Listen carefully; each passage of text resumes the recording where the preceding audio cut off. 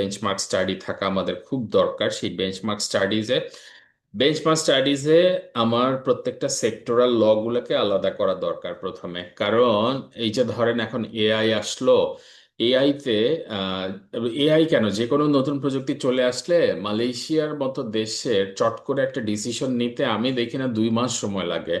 এবং ওরা যে ডিসিশনটা নেয় সেই ডিসিশনটা খুবই এফেক্টিভ হয়, মানে অ্যাটলিস্ট এটা যথেষ্ট স্ট্রং হয়।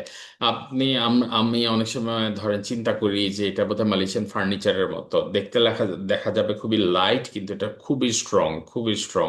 সো জিনিসটা হচ্ছে এরকম, কারণ these are very well thought design. এর একটাই কারণ হচ্ছে যে ওদের যেই লগুলা করা হয়, প্রত্যেকটা ল এর পেছনে, প্রত্যেকটা ল স্টার্ট হয় একটা একাডেমিক রিসার্চ দিয়ে আসলে, একটা একাডেমিক রিসার্চে। এবং এটা মালয়েশিয়াতে কাইন্ড অফ আপনার অলিখিত নিয়ম যে একাডেমিক রিসার্চ ছাড়া কোনো ল করা যাবে না। সো সেই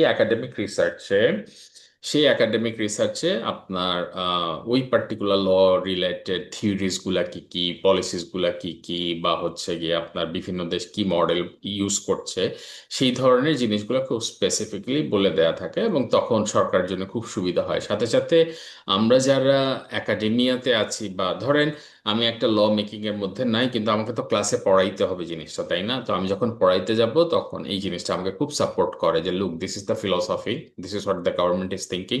আপনি যদি ওই জিনিসটা জেনে ফেলেন তখন আপনি অনেক কাউন্টার কোয়েশ্চেন করতে পারেন।